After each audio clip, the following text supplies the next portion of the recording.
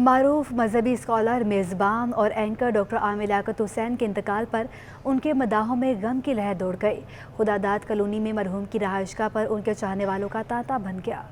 پاکستان کی جانی پہچانی شخصیت ڈاکٹر عامر لیاقت حسین نے میڈیا انڈسٹری میں ایک عروج کا وقت گزارا۔ بالخصوص شہر قائد کے عوام کی ڈاکٹر عامر لیاقت حسین سے بہت دلی وابستگی تھی۔ مرحوم کے انتقال کی خبر آتے ہی ان کے مداحوں پر غم کی کیفیت طاری ہو گئی اور ان کے گھر پر تعزیت کے لیے آنے والوں کا تانتا بن گیا۔ معروف کامیڈین ایاز خان اور رؤف لالا بھی خداداد کالونی میں واقع عامر لیاقت حسین کی رہائش گاہ پہنچے اور مرحوم کی مغفرت کے لیے دعا کی۔ میری دعائیں ان کے ساتھ ہیں اور جتنے لوگ مجھے سن رہے ہیں یا دیکھ رہے ہیں ان سب سے درخواست ہے کہ اپنے گھروں میں ان کے لیے دعا کریں، قرآن خوانی کریں، کیونکہ جانے کے بعد تو اب یہی رہ جاتا ہے ان کے لیے تحفہ۔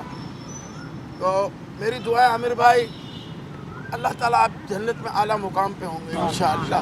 عامر لیاقت جیسا ذہین فوری جواب دینے والا ایک جذباتی شخص جو ہوتا ہے وہ بہت سی جگہ پہ بہت سچ بول جاتا ہے جو کہ لوگوں کو برا لگتا ہے۔ آج کا دن ہے جمعے کا دن جن لوگوں کو نصیب ہوتا ہے، یہ روایت ہے کہ ان کا اللہ میاں حساب نہیں لیتا۔ ڈاکٹر عامر لیاقت حسین کے انتقال پر اہل محلہ کے دل بھی غمگین اور آنکھیں اشکبار رہیں۔ کیمرامین فیصل خان کے ہمراہ سے زبیر راشد، سٹی 21۔ معروف مذہبی اسکالر عامر لیاقت حسین کو بغیر پوسٹ مارٹم سپرد خاک کر دیا گیا۔ پولیس کی جانب سے انکار کے بعد اہل خانہ نے عدالت سے رجوع کیا۔ مجسٹریٹ اور پولیس سرجن کی نگرانی میں قانونی کارروائی کے بعد میت کو بغیر پوسٹ مارٹم اہل خانہ کے حوالے کیا گیا۔ رمضان چیپا بولے کہ عامر لیاقت حسین کی وصیت تھی کہ ان کی تجہیز و تکفین اور غسل میرے ہاتھ سے ہو۔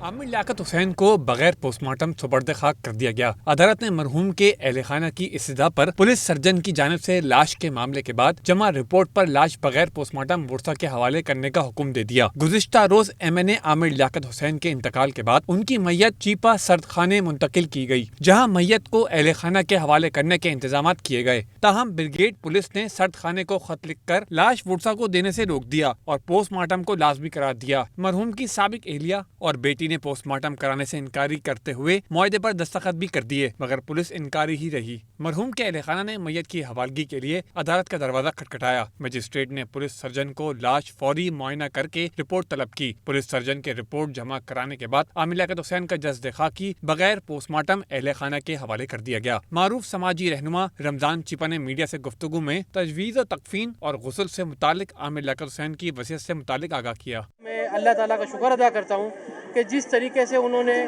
وصیت کی تھی کہ اگر جب ان کا انتقال ہو جائے تو چیپا صاحب آپ نے جو ہے میرا غسل دینا ہے، مجھے کفن پہنانا ہے اور میرے جتنے بھی آخری سفر کی طرف روانہ ہونے میں جو سارے معاملات ہیں وہ آپ نے دیکھے ہیں۔ تو الحمدللہ میں جو ہے وہ اللہ تعالیٰ کا شکر ادا کرتا ہوں، جس طریقے سے وصیت کی تھی تو اللہ تعالیٰ نے مجھے اس میں سرخ روی عطا فرمائی۔ غسل کے بعد عامر لیاقت کی میت ورثہ کے حوالے کی گئی، جسے نماز جنازہ اور تدفین کے لیے عبداللہ شاہ غازی کے مزار لے جایا گیا۔ کیمرامین عمران AK کے ہمراہ جنید فروز، سٹی 21۔ رکن قومی اسمبلی ڈاکٹر عامر لیاقت اپنی زندگی میں شہرت کی بلندیوں پر رہے۔ وہ بیک وقت ٹی وی میزبان، مذہبی اسکالر، سیلیبریٹی اور سیاستدان تھے۔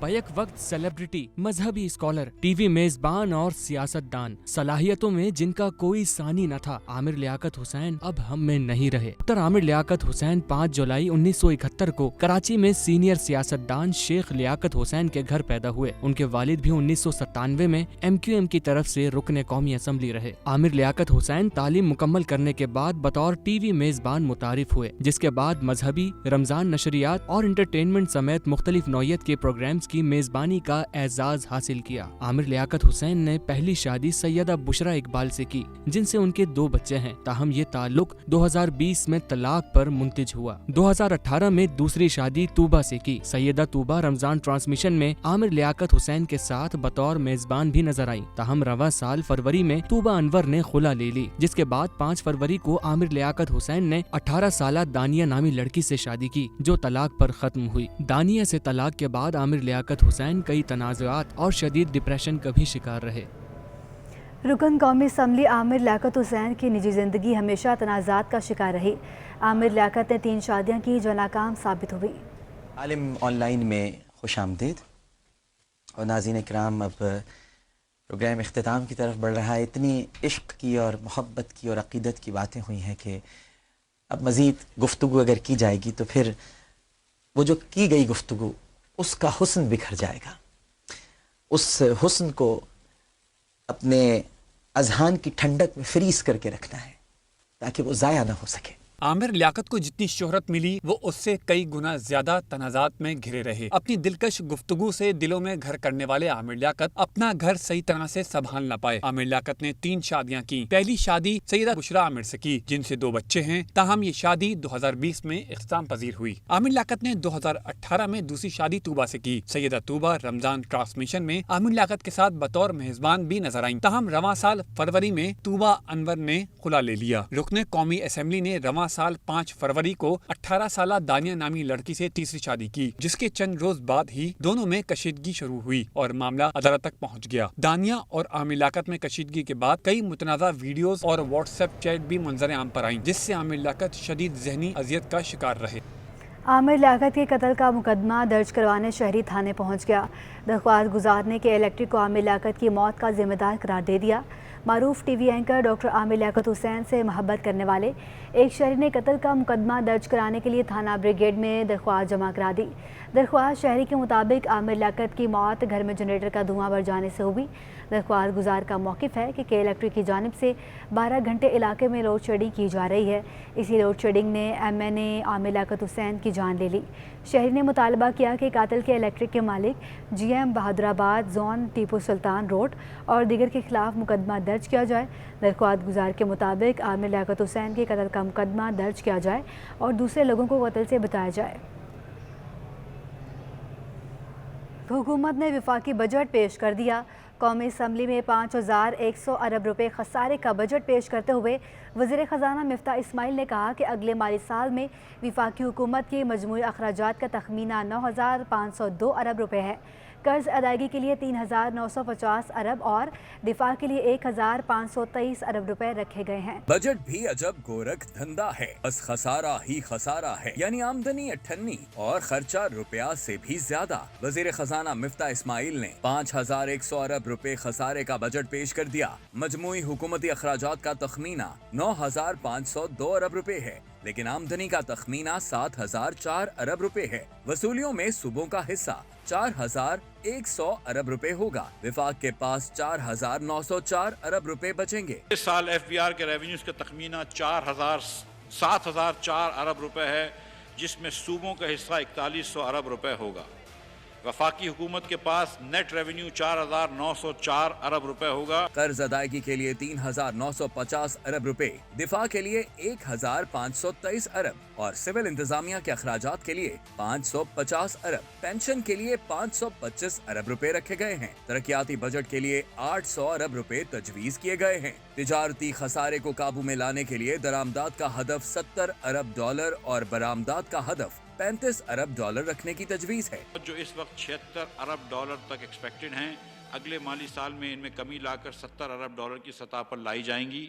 برآمدات اس وقت 31 ارب ڈالر کا تخمینہ ہے، اگلے مالی سال میں ان کو 35 ارب ڈالر تک بڑھانے کی اقدامات کیے جائیں گے. ترسیلات زر کا ہدف 32.2 ارب ڈالر رکھا گیا ہے. کرنٹ اکاؤنٹ GDP کا 2.2% مقرر کرنے کا ہدف ہے. مہنگائی کو 11.5% تک محدود رکھنے کی تجویز ہے. ایکسپورٹرز کو ان کے کلیم واپس اور فارماسیوٹیکل کے ریفنڈ ریلیز کیے جائیں گے. بے نظیر انکم سپورٹ پروگرام کی رقم 250 ارب روپے سے بڑھا کر 364 ارب روپے کر دی گئی. یوتھ امپلائمنٹ پالیسی کے تحت 20 لاکھ روزگار کے مواقع فراہم کیے جائیں گے. 2.5 کروڑ روپے تک قرض دیا جائے گا. 25% کوٹا خواتین کا ہوگا. نوجوانوں کو کاروبار کے لیے 5 لاکھ تک بلا سود قرضہ ملے گا. 1 لاکھ طالب علموں کو آسان اقساط پر لیپ ٹاپس دیے جائیں گے. ملک بھر میں طلباء کو 1 لاکھ لیپ ٹاپ آسان اقساط پر فراہم کیے جائیں گے.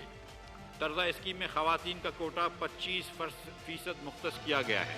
ملک میں 250 منی سپورٹ سٹیڈیم قائم کیے جائیں گے. 11 سے 25 سال کی عمر کے افراد کے لیے ٹیلنٹ ہنٹ ہوگا. نوجوانوں کی حوصلہ افزائی کے لیے انوویشن لیگ ہوگی. فلم اور ڈرامہ کی ایکسپورٹ پر ٹیکس ریبیٹ دیا جائے گا. نئے مالی سال کا بجٹ پیش. FPCCI کے نائب صدر شبیر منشا نے کہا کہ ہماری بہت سی بجٹ تجاویز مانی گئی ہیں. سالانہ تنخواہ پر انکم ٹیکس کی حد 12 لاکھ کرنا اچھا اقدام ہے. یہ بھی کہا کہ نئے مالی سال میں حکومت مہنگائی اور معاشی نمو کے حساب سے 7000 ارب روپے ٹیکس ریونیو کا حد حاصل کر لے گی. वफाकी हुकूमत ने नए माली साल का बजट पेश कर दिया। FPCCI कराची हेड ऑफिस में बजट तकरीर सुनने के लिए बैठक लगी। FPCCI के सीनियर नायब सदर मोहम्मद सुलेमान ने कहा कि वफाकी बजट में हुकूमत ने हमारी बहुत सी तजावीज़ मानी हैं। साथ ये भी कहा कि मुश्किल हालात के बावजूद जो अभी तक सामने आया वो अच्छे फैसले तो हैं, लेकिन फाइनेंस बिल के मुकम्मल जायजे के बाद ही मनफी असरात सामने आएंगे। देखें, बजट अपेरेंटली जो लग रहा था कि कुछ सख्त आएगा, उसमें बहुत अच्छा बजट है। उसमें 2-4 चीज़ें जो दी हैं जो इंडस्ट्रियलाइजेशन के लिए वो काफ़ी अच्छी है, जैसे कि उन्होंने 100% डेप्रिसिएशन अलाउंस दिया है और बैंकों पे टैक्स बढ़ाया है, वो ठीक है, कोई बात नहीं उस पर। जी 2.5 करोड़ से ज़्यादा की जो वो है, अगर नहीं नीचे पे नहीं है, और उसमें भी जो सेल्फ ऑक्यूपाइड हाउस होगा उस पर भी नहीं होगा। अब उसका ये देखें जब तक अभी फाइनेंस बिल आ जाए और उसके बाद SROs आ जाएं तो उसके बाद ज़रा इसको देखेंगे किस तरह हो। FPCCI के नायब सदर शबीर मंशा ने कहा कि 12% के करीब महंगाई और 5% माशी नमू के साथ हुकूमत नए माली साल में 7,000 अरब रुपए का रेवेन्यू का हद हासिल कर लेगी। टैक्स हदफ जो रखा गया है वो तो लगता है क्योंकि गवर्नमेंट खुद इन्फ्लेशन का जिक्र कर रही है 11.5% के करीब का, और 4 से 5% की अगर ग्रोथ आती है तो 15-16% का बन जाता है, जिससे ये 7,000 अरब आराम से क्रॉस हो जाएगा, उसको हासिल कर लिया जाएगा। स्टॉक मार्केट के लिए रिलीफ का सोचने वाले सरमायाकार मायूस नजर आए। स्टॉक मार्केट के मेंबर हाजी गनी उस्मान ने कहा कि स्टॉक मार्केट के लिए बजट में कुछ नहीं दिया। स्टॉक एक्सचेंज के लिए डिमांड थी कि कैपिटल गेन में कुछ चेंजेस की जाए, मगर अभी तक जो हमने बजट की जो तकरीर फिर मिर्ता साहब की सुनी है उसमें मुझे लगता है कि रिगार्डिंग स्टॉक एक्सचेंज में कोई चेंजेस नहीं हुई। वफाकी वजीर खजाना की बजट तकरीर के बाद अच्छे इकदाम को सराहा गया। साथ ही फाइनेंस बिल में दबे अहम इकदाम पर परेशान भी नजर आए। अशरफ खान, सिटी 21। कराची के सनतकारों और ताजरों का वफाकी हुकूमत के बजट पर मिले जुले तासुरात। कहते हैं तनख्वाहों में इजाफा छोटे ताजर के लिए फ़िक्स अच्छे इकदाम हैं। साथ तालीम, सेहत और इंफॉर्मेशन टेक्नोलॉजी बजट को इंतहाई कम करार दे दिया। कराची चैम्बर ऑफ कॉमर्स का वफाकी हुकूमत के बजट पर मिला जुला रद्द अमल सामने आया।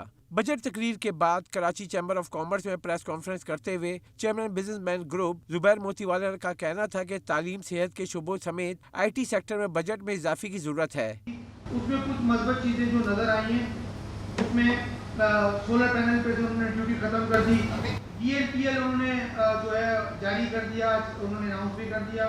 ADRD का क्याम पिछले शौकत तरीन साहब से भी हमने दरख्वास्त की थी और उन्होंने इन प्रिंसिपल हमसे एग्री कर लिया था, लेकिन वो उस पर इम्प्लीमेंटेशन नहीं होती। आज उसका भी इन्होंने अनाउंसमेंट कर दिया। सदर Karachi chamber of commerce Mohammad Idris Memon का कहना था कि हुकूमत की जानिब से सोलर पैनल पर ड्यूटी खत्म करना, फार्मा को इंस्टीट्यूट देना खुश आइंद है। ऑटोमोबाइल और रियल एस्टेट सेक्टर से वाबस्ता अफराद बजट से नाखुश दिखाई दिए। कहते हैं कि हुकूमत की जानिब से दोनों सेक्टर में कोई रिलीफ नहीं दिया गया, सिवाय 2 बातों के कि FTR जो फिक्स टैक्स रजीम था उसको बहाल कर दें, और ये जो स्टील पे RD जो लगी हुई है उसको वो ख़त्म कर दें। तो ऐसी कोई बात हमें नज़र नहीं आई, और मैं नहीं समझता कि कंस्ट्रक्शन के लिए ऐसा कोई ये फ्रेंडली बजट है। और जितना आप हम पे प्रेशर करेंगे, ये सारी चीज़ें कन्वर्ट हो जाती है अवाम के ऊपर। सनतकारों और ताजरों का कहना था कि बजट में बहुत सी चीजें अभी वाजे नहीं। बजट SMEs के हवाले से भी कोई बात नहीं की गई। ताहम ताजरों ने छोटे ताजरों को रिलीफ और तनख्वाह में इजाफे को सराहा। कैमरामैन साजिद अली के हमरा हबीब खान, सिटी 21।